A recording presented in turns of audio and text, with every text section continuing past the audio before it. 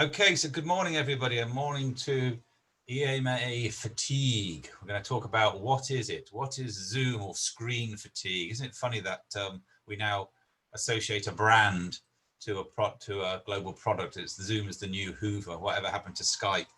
But I think we kick off today with we're back in lockdown. How different is that going to be for us all? I don't know. We have the US presidential elections coming to a close. I'm sure, Elizabeth, you're watching that with keen interest. I think it's going to turn into a bit of a catfight over the next few days. I think we're going to see if Mr. Trump does get dragged out of the White House, I think he's going to be dragged out like a 3-year-old screaming and kicking, being dragged out of the sweet shop, hanging onto the furniture and everything. And this is going to drag on for a few weeks. He'll do whatever he can to fight and say he still won. I know. So yeah, that should be fun. And I heard this morning, we've seen this morning, if everybody's seen the news so far, 150 billion of quantitative easing being added by the Bank of England. So again, more debt being piled on to our economy. But like I said, today is about fatigue and Zoom fatigue. So we're going to talk about that.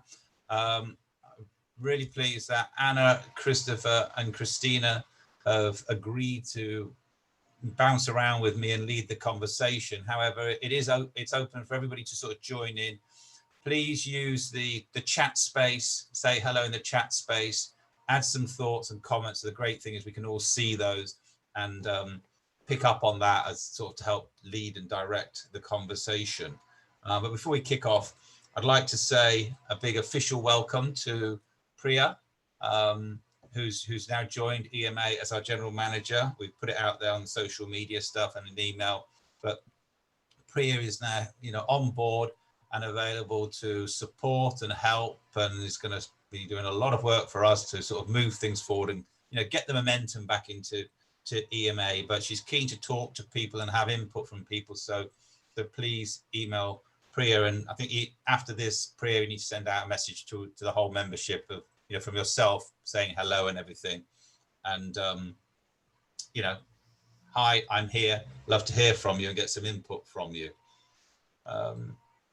So where I was on that. So the other couple of things is on Sunday, a couple of weeks ago, about a month ago now, CNN came along and filmed our EMA hybrid event. And on Sunday, that will be going out on CNN Business Travel Program at 6 p.m. I'm on the future of mice, so well worth tuning into and having a look. Yours truly gets a bit of airtime. Don't know how good or bad it will be, but I think it's good for the industry. Next Thursday, Smile Communication are going to be doing an EMA Industry Knowledge Share. So they're going to be talking about the technology and the platforms and the comms and how they're approaching things. So again, a bit more intel and insight. MiceBook, our partners, launched yesterday their vertical around virtual technology. So on MiceBook now, there's over 150 suppliers that if you want to find out, as we're talking about all the different platforms and suppliers, they're developing that so you can look into that. And there is Priya and I have a conversation next week with the Virtual Events Institute. I don't know if anyone's heard about them or if it's been on one of their courses yet, but they're basically doing a training program. If anybody has been on a course, we'd love to hear from you. Drop me a line. I'd love to have a chat, see how it went, because we're talking about bringing them in to offer training on virtual events to the membership, but really want to talk to someone who's been through it. I am doing it, Richard, so I can give you some feedback. Oh, great, Christina. Thanks. That's great. Yeah. So let's take a step back quickly and I kind of look at things as phases. So what have we been through? Where are we? So in March, crisis hit. The proverbial hit the fan, and we all reacted very quickly and switched, pivoted to virtual. We had loads of cancellations to do. We had to start to look at virtual and everything else. And the quickest things to go to were Skype, was Teams, was Zoom, quick and easy platforms to develop. We've now gone through a sort of process of normalization of that. and we've got our arms around it. We're doing it. We're delivering events through the platforms. And however, those platforms are now becoming the norm, and they're becoming a bit vanilla. And we're getting things like fatigue, or what else can we do? How can we do it better?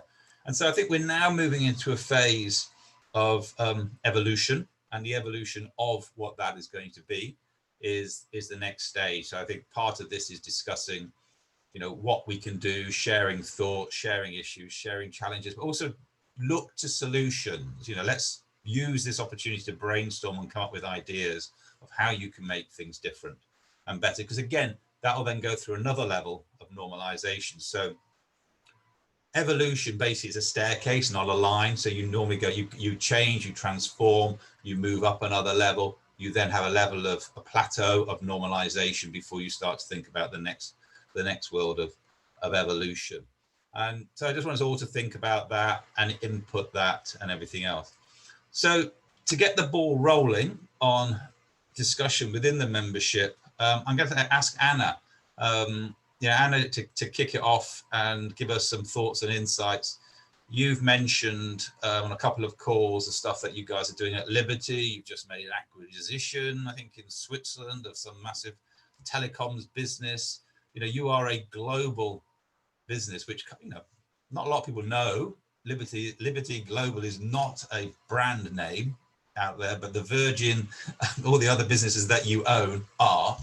And you've got massive communications challenges going on, either within the verticals and then across the business. So Anna, over to you, and you're on mute. There you go. Yeah, I know. I was waiting for you to finish. Thank you, Richard. Yes, there's been a number of acquisitions this year, and I think it's probably proved that people can work from home. So there's the Swiss telco acquisition, but for the UK, it's we bought O2, and we're merging Virgin Media and O2. So one of those challenges, if you like, so I would normally do staff inductions when people come on board to explain about the business and events and how we run events in the London office. So all of that has had to go virtual. So we've been doing staff inductions when people transfer into the business. So you have to adapt the way in which you're doing things that would normally be done in person, and you would have different parts of the business come in and talk, throughout their slot. So that's had to be done. We've got 500 people that have transitioned across from Virgin to Liberty Global this week. So there's been challenges around that as well. I'm making sure that their induction is very smooth, how we communicate in terms of getting their laptops and all the stuff that IT do. So that's been huge. I think there's a different approach as well. And with the fatigue, Liberty have asked that everyone, or insisted that everyone, when we knew we weren't coming back into the office in September, they insisted that everyone switch off for an hour. And I think for me, certainly that's been hugely important. And sometimes I just won't even go onto my emails or just have any interruptions. It could be I'm just updating a spreadsheet, or I just don't want, my phone goes off. Certainly my camera goes off. I'm trying to have one day a week where I have no camera calls. And that, unfortunately, that means I'm now having a lot of audio calls, about 6 hours a day. But it makes a difference when you're not staring down into a camera hole. I think that's a huge difference. And also just not having to put your face on, or just not having to deal with anyone on that level. We're shortening all of our meetings to either 13 minutes or 45 minutes. You don't always need an hour just to talk. We're having walk-in meetings just to encourage people to get out either for that hour or just to encourage some sort of physical activity, get outside. You can still have your one-to-one calls on the phone or meetings, provided you don't have to look at any slides, which we're trying to reduce. So that's, sorry, jump in there. So that's you saying, okay, I'm going to have a meeting, but I don't have to sit here. I can get out on my phone or on Zoom or what's FaceTime. Yeah, and I'll take a cup of tea and a travel mug in the park or just wherever I need to go. So there's a lot of encouragement about that. And as I say, having that 1 hour a day just to switch off, I think is hugely important, really beneficial, just for well-being. And there's looking at other options as well that we can do, and how we're kind of reinvesting the money that we're saving, particularly around travel. I won't say how much, but obviously it's a huge amount that we're saving per month. Being a global company, people are not flying. So it's reinvesting that. there's a number of initiatives that are working on. So staffing. I'll jump in again there because I did see, Amazon had said that they have saved $1 billion on corporate travel since March. Yeah, I can believe it. Yeah, I can believe it. Yeah. We're not as high as that, but we're in the millions. We're in the millions. So I think it's about having conversations with your finance team, which is what we've done, because we don't want to lose the budgets for next year when we hope that live events will come back, and how we reinvest that. So the staff engagement boxes that we are sending out this week, which is a box of branded merchandise, there's some wellbeing, making sure it's sustainable and compostable and healthy. There's some items in there, some branded, some not. Fair trade, chocolate, a book, a jigsaw puzzle we've created, just some fun stuff. But with that also, as I've discovered this week, comes its challenges around GDPR, and maybe I'll touch on that later. Use of Slido, use of Menti, all of these apps that engage people a little bit more, and getting live feedback or pulse surveys we had touched on in our senior leaders on Tuesday morning. Just getting engaged for well-being and how people are feeling as well, I think is really important. And then there's the fun stuff. We work with Wild Goose, so we've done a couple of escape rooms like Manor House Murder. We've got a few events coming up with them as well. Similarly, teams want to do something for Christmas, so they might be sending a hamper and doing an online game. So it's just about shaking it up, I think, and looking at ways in which we can make it more fun, and just keeping an eye on the timings as well. And 90 minutes is the max that I think anybody would want to be on one of these calls. And before you get burnout or people kind of lose interest or just have other work to do. So we're looking at another couple of options with speakers, and also welcome to hear anything that anyone else is working on. Okay, so what I gather there, predominantly internally focused, so both how you're feeling personally and how your colleagues are, but then also how you're doing internal comms within the organization, which, clubbing it all together, how many people across Liberty and your sub-brands?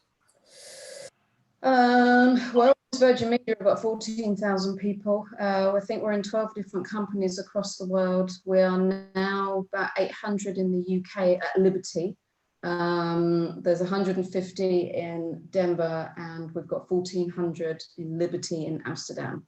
And then as I said, 30,000 plus. Yeah. Across the businesses, yeah. Sorry to throw that random question in at you, but I think no, that's fine. When you should know this off the top of my head. Yeah, communicating across people, and it gives you a feel for, okay, we're not talking about a dozen people here, we're talking about some massive internal comms stuff. Yeah, and as an events team, as a global team, we're managing all parts of the business. So we're doing a lot of stuff for UPC in Poland at the moment, and managing a lot of their virtual town halls and their staff engagement. So there's a lot of them. We support on that as well. Yeah, I presume you've got challenges of when you're merging those businesses, you're merging those teams, and there's going to be some fallout, some overlap, movement within the hierarchy, lower, people's roles changing, who you're reporting to. Yeah, very challenging, very challenging. I mean, I've taken over a couple of businesses in my time, and there were small agencies and stuff like that. It was very difficult. When you talk about hundreds of people, it must be a nightmare. Christopher, let me pull you in then, a bit around your client engagement. So much smaller business, Rathbones to Liberty. However, high net worth focused individuals, investment fund, private wealth management. So what challenges are you guys seeing from a client engagement point? So as you said, my business is different from Anna's. Everything I do is client facing. So every single event activity that Rathbones delivers is with the aim of strengthening the relationship between the investment manager and the client, with the ultimate aim of the clients trusting us most and investing more money with us. That's literally the sole aim of all the events that we do. So back in end of February, it took me about a month to literally go through all our contracts and pick everything. A lot of our external events are wrapped up in contracts where we might be getting advertising with somebody, or it might be part of packages. So it was very, very much seeing what everybody was doing across the board. And then very, very quickly, just looking at the various different systems that were available to us and what we can deliver. So we were very, very quick on the virtual bandwagon with our first event, I think probably delivered in May of this year. And that was Andy Warhol at the Tate. They'd recently opened the exhibition. So in the middle of lockdown, I was trying to get a curator from the Tate back off a furlough so they could deliver an event for us. So it was a lot of activity really at a time where everybody was locked down. The hard part with virtual events is that engagement between the investment manager and the client. So the client can join the events because of the large number of them. We've been using Zoom Webinar. As you know, with Zoom Webinar, cameras and microphones are turned off. So whilst we can deliver some amazing content and exclusive content that nobody else has been able to get their hands on in the past, for me, the hardest part is that engagement between the client and the investment director. Yeah, it's challenging. I think that moves nicely to sort of perhaps coming over to Christina, who's been doing some research, everything around sort of, the engagement Claire has mentioned in the chat area. So again, talking to everybody here that, if any of you've got some insights, then I'm going to ask the questions around sort of business psychology. If anyone's had those sort of discussions with someone, because Claire's mentioned that 70% of, staring at a screen, about seeing someone on a screen only provides 70% of the satisfaction that's seeing them in person. I'd even say 70% is quite high. But so, yeah, so we are all saying that human interaction. I think as we, we've got to be thinking about this as individuals on how we feel, our well-being, our team's well-being, etc. But then, so we've got two sides. You've got your, well, three avenues to think about here. You've got you, and if you're not in a good space, then it's bloody impossible to help other people be in a good space. You've got people around you, people that you interact with you, and everything else. Family, friends, but from a business point of view, your colleagues and how they feel and what they're doing. And of course, you've got the business and the clients. So you've got the client side. Then is what we're trying to do and how we're trying to engage with those. So there's kind of three verticals we should be thinking about. I created something there around when we start to think about this. So, Christina, we've talked a little bit. You've been doing some research into a bit of psyche of all of this and some of the research that you're reading that's coming out. So can you share some of that with us? Yes, absolutely.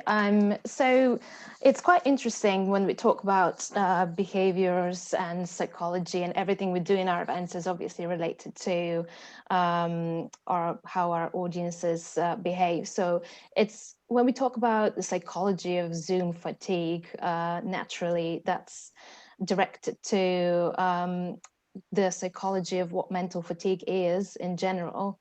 And essentially what happens when we engage with different activities is our brain is always estimating or assessing what is the trade-off between rewards and costs. So essentially, what do I get out of engaging in a certain activity versus the effort that I put to engage in it.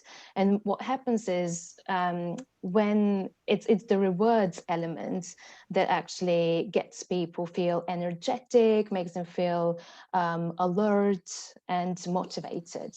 And when we engage in face-to-face conversations, the perceived rewards are much higher compared to if we were engaging in a video conferencing.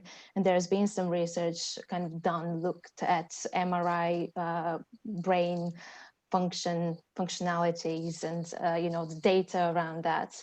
And they could see when people engage in a social environment, there are so many elements, there are different hormones that play into why people feel energetic and rewarded for the activity and the interaction that they're getting themselves exposed to, versus video conferencing, which the perceived reward is much less.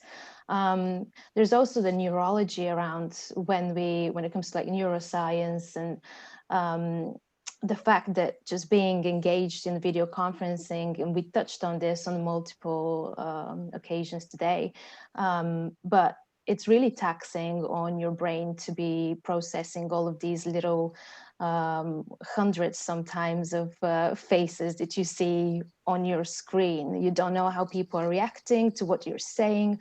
Are they engaged? Are they agreeing? Are they, you know, do they like what you're talking about, or is it boring? So you can't really assess all of these elements if you compared it to obviously a face-to-face interaction. But some tips that kind of could possibly help with fatigue are related to, of course, you know, we always talk about audio in our kind of housekeeping, but audio, when it comes to lag in audio, it's not always related to network problems. Sometimes there is like a second of a lag, even now when I speak, and that is still quite confusing for kind of how the brain perceives that interaction. When you're speaking to people, especially I see this very often at virtual conferences where you've got a speaker and you've got a moderator. When the speaker is talking, the moderator is often, in order for them to kind of show that, yes, I am listening to you, I agree with what you're saying, they would often say, yeah, to kind of confirm that, which is really disturbing the flow of the conversation. It's very confusing for the brain. It's quite annoying actually for the audience. And even when you choose your moderators and your MCs for your events, it's really important that you kind of aim to stick to one person as an MC. That's not always possible because you would sometimes be obviously running tracks simultaneously, but at least you've got like 3 to 4 people instead of 10 or 20 different moderators for the conference. Again, I guess it depends on how complex it is, but there are like little things that we could do potentially to help with fatigue, because everything that we try to do online, we want to get people engaged and we want to attract their attention, but we shouldn't forget that is really tiring just for the brain. Yeah, so now I'm picking up on the whole thing around body language as well, and that, you know, so yeah. you talk about that in the live event, you get a feel, or in an office space, you get a feel for other people, you get a feel for how things are going. I tell you, I quickly got a bit of a tangent, but just to share something. Years ago, I was backwards and forwards to Japan. I was involved with running the events and hospitality and meeting everything for MasterCard on the World Cup. And I can remember sort of trying to negotiate some big deals with the museum that we wanted to take it over the first time, and Takashima department store, going to do a big event there, and sat in these meetings. And we were explaining what we're trying to do, and these guys just sat there going, hey. I thought, this is so, and they've agreed to everything. Of course, got on the plane, flew back, talked to the client. Oh yes, not all they're saying is, yes, I hear. And so again, that body language, that nod of the head, is you're thinking, oh, is the audience with you, or are they just hearing you, or are they just giving you that feedback? And I thought that is just, again, the difference of the culture. So again, different cultures over meetings is very important. So Anna, how many you must, again, dealing with loads of different cultures, different characters and styles. Thoughts and views on that? Yeah, it's interesting, isn't it? I think you have to be mindful of that. We do a lot with our Amsterdam office, and yeah, culturally, just the language they use, everything has to be considered. And as you said, it's very difficult to not be able to read the body language. But it's unfortunately that new norm, right? So I think it's more about accepting that this is happening, and we're going to have this as an industry for some time. Looking at your virtual events, I mean, we've got about 35 between now and Christmas, and there's more that are being added. But how you can make it slightly more exciting, or certainly if it's your one-to-one calls or team calls, do you have to have as many of them? Can they go fortnightly instead of weekly? having the walk-in meetings, and then stuff around staff engagement as well, and if that's relevant to anyone.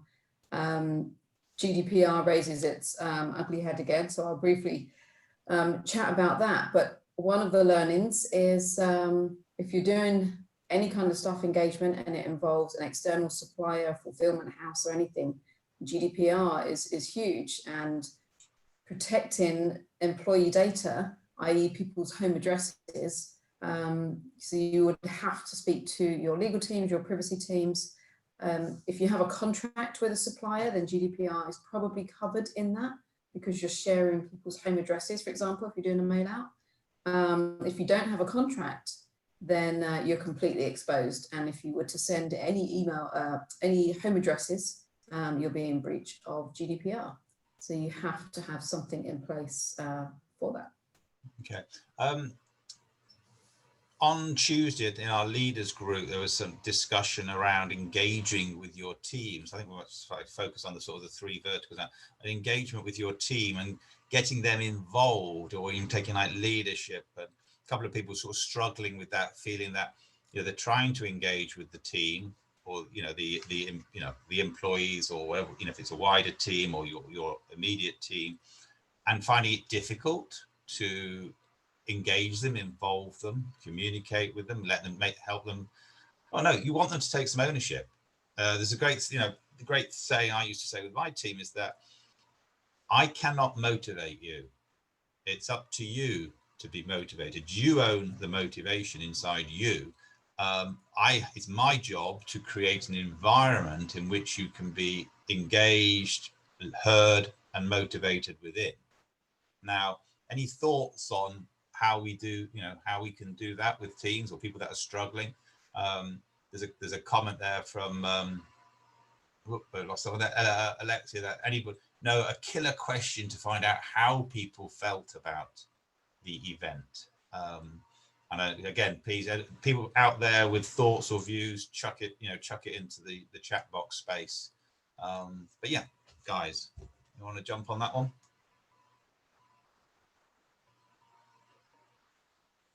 You're all on mute, Christina. There you go, Anna. Yeah. Yeah, I'll have a think. So we generally will do a small survey after some of our events that have more of a global reach. So we have one this afternoon, for example, for about 1,000 people. So we will ask some questions there about how they felt after, you know, one of the larger events, or to Claire's point as well about a temperature check. As a company, we used to do one annual pulse survey that was quite large. They've now made that smaller, and they've been doing it sort of every 3 months, I think it is. It's good, and there's been some really interesting feedback, and they are very keen to look at that feedback and then make changes as well. So I think getting that temperature check, as Claire said, is hugely important, and actually acting on it or having some influence on it. Speaking to your internal teams or your MD or whoever it is, and listening to what people want or what they need and acting on it. So yeah, so doing this survey is a quick survey. What about technology? You know, beyond the platform, the channel, should we say, that we're going to talk to everybody through or engage with. Are we using add-on technology to engage with people, to get questions, quizzes, like Lies and stuff? Anna, I know that you looked at Access, the workshop platform. I know Team do workshops. Are we using those technologies to engage people more? I mean, at the moment, so the events that we do, the client events, not so much. We've done a couple of larger internal ones, and it's really just looking at the agenda and seeing where these things fit in best. So we find simple things like polls, questions work well. We do things where we try and find out more about each other on team calls if things are smaller, if there's interesting information that pops up on people. Just anything getting people to know each other better. But yeah, keeping them engaged with them. We feel the polls and questions has worked for us really, really well.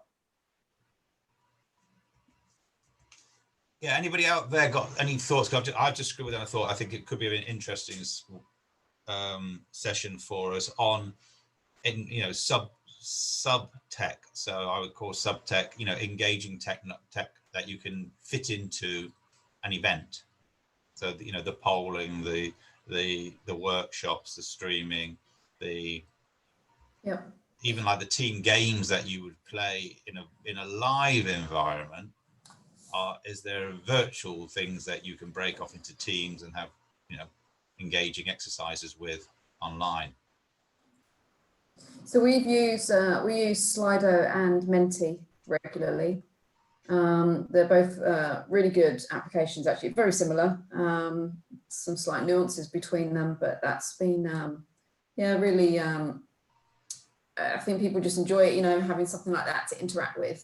So you just download the app on your phone, the question will pop up on the screen, and then you answer it via the app, and then you see the live results. So that's always quite good, particularly if you've got a large audience and there's word clouds and different things and different ways in which, you know, graphs, pie charts, different ways in which you can show the data. So I think it's about keeping it fresh. We are doing a quiz, and it's about the business as opposed to being like a pub quiz, but actually it just keeps people slightly more engaged rather than just staring into a camera and someone asking questions. You want that interaction, right? You want that engagement. But there's a few options out there. Yeah, so it'd be good to anybody got any ideas on stuff. But again, some of this technology can be used for, you know, employee more sort of engagement. So we can look at sort of fun things. We can look at educational things, so things that sort of facilitate teamwork, project sharing, research is the question, you know, like, yeah, so I'm throwing these things down. Well, I know I'm catching it on record, so I can go back over this because these are some ideas of sessions, and we can break things down into, okay, here's some stuff that facilitates this. Here's some platforms that help with this. Yeah. So where do you guys see the virtual event going in the future? Where do you think you need to move them to? So you've heard me talk about like the TV studio style stuff. That's my personal thinking. You know, are you guys starting to think towards changes, or are you just starting to think about carrying on using Zoom or other similar platforms? I'm currently going through a big exercise at the moment because we do different types of events. So the first type of event we do is more the lifestyle one, which would be Andy Warhol at the Tate, etc. Interviews with the CEO of Fortnum & Mason. So almost like a talking heads. The second type of event we do is more of a sort of trustee training type event, where it's very corporate branded, very presentation led with speakers. The third type of event which we're looking at is investment conferences. So replacing the live ones that we did last year. My biggest challenge is finding one platform that does all three things well. Reason being is what we don't want to do is be paying license fees here, there and everywhere. We don't want to get loads of things through compliance. We don't want to get loads of different systems through legal. So my biggest challenge at the moment is trying to find one delivery system that will cover all those three things well. So that's my challenge at the moment. I'm looking at Workcast. I'm looking at a company that our PR company is looking at. I'm looking at Glissa. So for me, that is my biggest challenge, to try and find one thing that delivers three things very, very well. Yeah, I think Claire's mentioned that they're just onboarding now and getting different sort of feedback. Anna, are you using any big new tech out there, or did they develop their own? Yeah, yeah, we're lucky, I guess, because we're a broadcast company. So we use WebEx events. We have a number of licenses across the business because as some teams have more of a need. So the events team hold 3 licenses. And then, yeah, other teams have their own. So we've got 6 or 7 licenses across the business. And that's very good because you can go into breakout sessions. I could be the moderator, for example, and dip in and out of the different breakout sessions, bring everyone back in. So that works really well. We use a company called Telio, and they are the live broadcast company that we do. So anything larger that we need, or something a little bit more slick that is, you know, beyond just looking at people's faces and a little boxes, then we will go down that route. But I think we're in a fortunate position because that's what we do as a business. So, but yeah, WebEx is our preferred system because it's more encrypted as well, for sharing company data. Yeah, and it's kind of like horses for courses, isn't it? If you've got, you're going to use different, like a budget. I mean, like an event, there's some stuff you're going to do for internal employee comms or the global board, different hotels for different uses, and presumably sort of same with tech, then different platforms. So I'm guessing also going through a decision process of what platform we're going to use for this piece of communication. So you guys get a brief internally. Okay, we need to do this. We want to do this. Your part of your process is now, where in the past it would have been, okay, what's the budget? Where am I going to hold it? What am I going to do? Who are the speakers? What's the message? You've then got to have that conversation, but more around how we deliver it through technology. So again, clearly defining objectives prior to then deciding how to produce it. Yeah. Yeah, absolutely. And we're going to slowly migrate across to Microsoft Teams as well. So WebEx will eventually cease, but we're just in that transition process at the moment.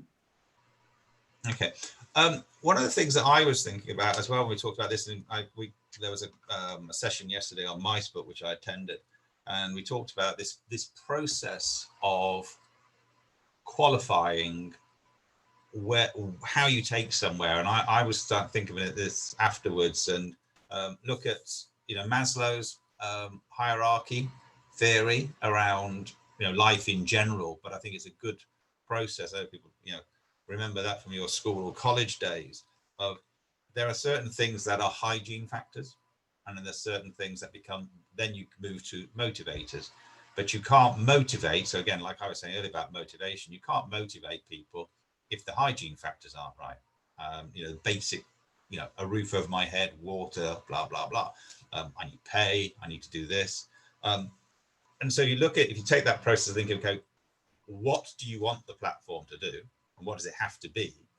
And security, encryption, all of those sort of things, it has to tick those boxes.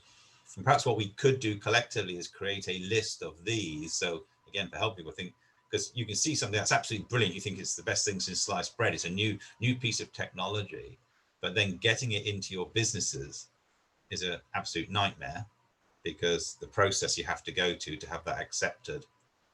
Some companies I know can spin on a dime, but others it's a 6-month process of getting it checked through with IT security, etc. But it's that process of basically what we want things to do, what it has to do. So it has to have breakout sessions, or it has to have this, it has to have that, but it has to be encrypted. And then, so then what's going to motivate our people in engaging? So what's going to be the fairy dust that they think, wow, that was brilliant? And I think there's 2 separate sections there that we need to be looking at when we start to look at, technology. I see Jane, and that's an interesting thing about Jane, because again, this is part of this learning, this development, isn't it? Is using a third party. So there's using the technology is one thing, but using the third party, an agency or whatever, to develop and deliver what you want. Christopher, are you doing everything internally, or are you using an agency? At the moment, so we use the events that we do via Zoom. We have got one of their preferred suppliers working with us. So basically, he will look after my tech rehearsal for me. He'll make sure I've set everything up correctly. He'll be in the background when I brief the speakers, making sure the tech works properly, sharing slides, sharing videos, because you need to click a box so the sound comes through. So even if the presenter is running the presentation deck, he'll be the person that will share the videos at slide 11, at slide 18, etc. So I've found him absolutely invaluable. I'm starting to now realize I should be doing some of the things that he's doing. So to save the cost each time as well. So there's a sort of knowledge transfer from him coming over through to me. That's been a massive learning curve with webinar being different from meetings, and all the different nuances when you set something up and when you run something as well. Yeah, so working with him has been amazing. They're trying to push me onto Workcast as a company. The issue I find with that is their business model is 30 minutes pre-rehearsal. They'll support you during the event. Anything else, it's really hard to get through to people. They try to push you to the videos online, online explanations, etc. So trying to find anybody to talk to because they're so deluged and work has been hard. But yeah, I find the support absolutely invaluable, But as I said, with the knowledge transfer, there are things that I'm starting to do the smaller things myself now. Yeah. So I'm watching the chat box as well there, and Jane and Claire and a few others talking about the drop-offs. And I think that's, that is a big challenge, because that's the thing, isn't it? If you're not engaged, you join something, you think, oh, this could be interesting. And if you haven't engaged the audience, like, we can see it now. We've dropped off on numbers. If you haven't engaged that audience, they don't feel, okay, I need to stick with this. It's like flicking channels, isn't it? Remote control on telly, click, click, click. Yeah. Also with us as well, I mean, simple things like an announcement from the government on lockdown had a massive effect on most of our events are evening between 6 o'clock and 7 o'clock. We had an event last night. We had pushback from some of our stakeholders saying it's people's last night out. We think we should move the event to another night. As a company, we would go back and say to that stakeholder, we're not going to be encouraging people to go out and drink on the last night. So we think this should be going. So there's all these nuances when people talk about timings and drop-offs, etc. I think the one great, well, not the only good thing about the lockdown, but with the lockdown happening, I would expect a lot less activity to be taking place in the evenings when we have our events, and I would expect engagement probably to go up and drop-off numbers not to be so low. Whereas when people are allowed out in the wild until 10 o'clock, you're competing against a lot of other things. Okay. I'm going to say, Claire, do you want to come in and share some of your comments and thoughts there? Yeah, I mean, it's quite interesting, isn't it? We've definitely seen a drop off. We're seeing fewer people register for Zoom calls, and we're seeing a greater number of people just not turning up for them. So some of our client calls we ask people to pre-register for, some we don't, but either way, where there's an anticipation we might get, we're not hitting expectations at all at the moment. And where we have asked for registrations, as I said yesterday, expecting 200, actually got 56, I think was our peak number, and not 56 for the whole session either. Yeah. I should hasten, because people drop in and out. And the other thing we're finding is people aren't going back and watching recordings of calls anymore, Zoom calls like they used to. So when we record every webinar we make it available to clients via QMU on our internet pages, and the number of downloads and views that we get has decreased significantly, because I think people at the beginning of lockdown, and I'm guilty of this as well, I used to think, oh, I couldn't quite make that webinar, but I've got the email, I'll go back, I'll watch the recording later. And then a couple of days passes and the moment has passed. So, and then you move on, and then obviously we're in such a fast moving environment anyway, that there will be another webinar probably on the subject of the one that you couldn't make. And we're just finding that people just aren't, if they're not online and watching live, they're just not watching the recordings either. So I think everything's become very much about being in that moment, and you're either there or you're not, and people are moving on to the next one. So, and I do definitely think that is a massive symptom of burnout. It's not just burnout for the event profs who are having to run them, but also for the attendees, because some of these people are doing 6, 7, 8 hours a day just looking, as we are now, down the computer camera. So I think your email last night, Anna, was, I've just done 6.5 hours of Zoom. But just a thought on that, Claire, is like the the synopsis.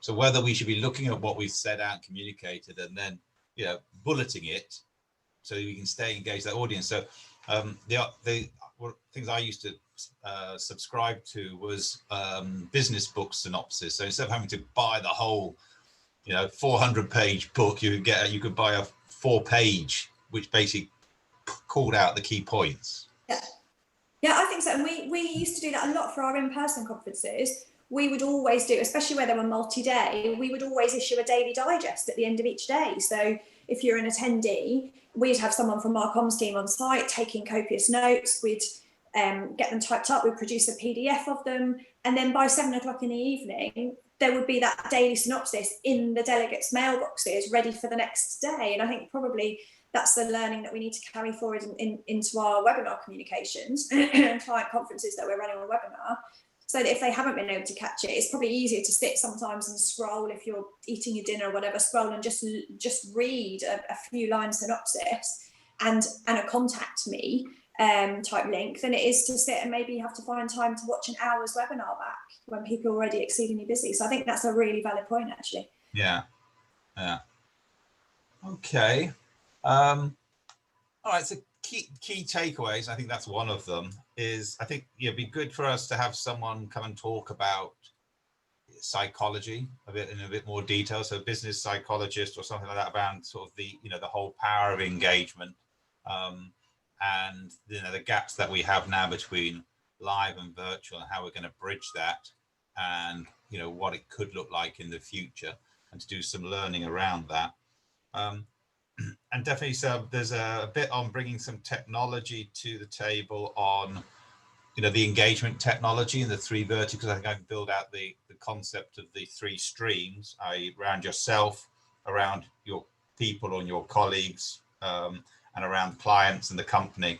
So, how you start to look at communications across all of those and what we can engage with. And the same with the technology then is, are there some stuff that's fun, some stuff that's team, and I did have a third one which I've forgotten, but I'll go back to that one, but to look at other stuff that can help you, with the workshops and things. So I'm asking anybody with thoughts or views following this call, on technology, on ideas, on different tools that can be used. Richard, there's a lot of talk on the chat at the moment about transcribing. If you use Zoom Webinar, you can download a transcript after every call. So it takes a bit of time to wade through, because obviously every sort of comment and cough is recorded, but you can download an Excel spreadsheet and it's got literally the entire transcript on it. If people are worried about having to pay an additional transcriber or find another member of the team to sit and transcribe, that is there. These notes that people are writing, you can get those on your Excel sheet, as well as you've got recording, then it's just going through it, but as well as what everyone's saying. So when you set up your Zoom webinar, there is a setting in there where you can select to transcribe, and it takes the transcription takes a bit longer to come through than the recording does, but you can get a transcription because we do it for all of ours, just so that we've got them on record.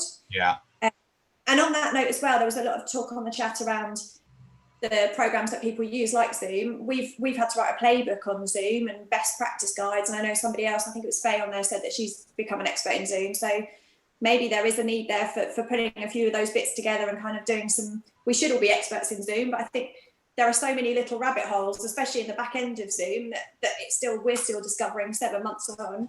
It might well be worth sharing those. Yeah, what I found when I look into the Zoom, because again I picked it up with James, is that every one of those little rabbit holes has a price tag. They've got some great updates coming out next year, so maybe there's a session there around sharing on tips and tricks on some of the major platforms.